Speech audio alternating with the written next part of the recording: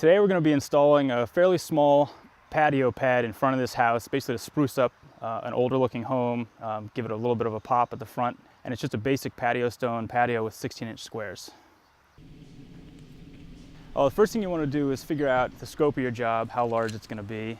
You also want to figure out what stones you're going to use.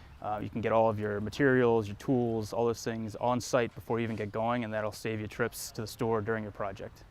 The first step is you're going to want to mark the space you're working with. You've got your area laid out. What we've done today is actually staked out the corners of the area, a little bit wider than the pad that we're going to put down.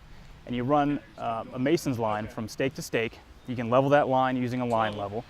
And once you get that level line will give you a starting point to start digging. You can measure down from the line and see how much excavation you've done and how much you need to go to get to where you need to be. Still got a little ways to go here. If you're working in a house like this, you always want to run water away from the foundation. So you're going to want to drop, a rule of thumb is about an inch for every 8 feet out. We're doing an 8-foot patio. We're dropping that front edge about an inch. So make sure you got your measurements right before you really get going. All right, where do we want to be? 102 inches. We're right there. All right, just to warn everybody, this whole process is fairly simple, but along the way there's some tougher steps. The excavating can be a little rough. Grab your shovel and dig in, but definitely expect to sweat. Good idea to bring some friends in. It certainly is a workout.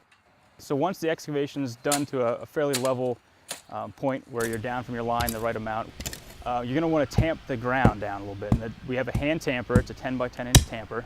That can be fairly heavy too, so you just want to give it a good tamp, and that'll give you a nice solid base to put your sand on and put your stones on top of. After you have your base prepped and that nice solid dirt base, we'll put some edging strips down, just some plastic edging to hold the stones in place. And then from there, we're going to screed some sand. And screeding is just a basic process of giving you a level sand base to lay your stones on. We use 3/4 inch electrical conduit. The pipes are essentially just some rails. So you set those rails down, you put the sand on top of them, and you'll drag your 2x4 across those rails to give you a nice level bed. That looks like it's pretty good. Nice and level. Here's a point of planning. Make sure with the size stone you're using and the size you've excavated that everything's going to work out. You're not going to have to go back and dig out anymore and lay some more sand bed down. So you've got your sand bed down, then you just start laying your stones right on that sand bed. We're using a 16-inch square block here, and we've made this square corner to start off.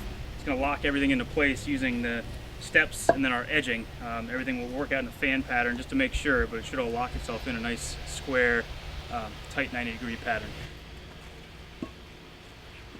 And from there, it's just laying your stones.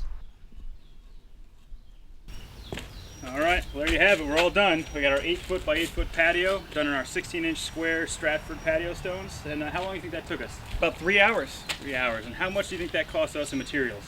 Under $250. That's amazing. All right, so we'll add a little bit of mulch, maybe some landscaping, bag rock if you like that look, and it'll look like $1 million. Oh yeah, definitely.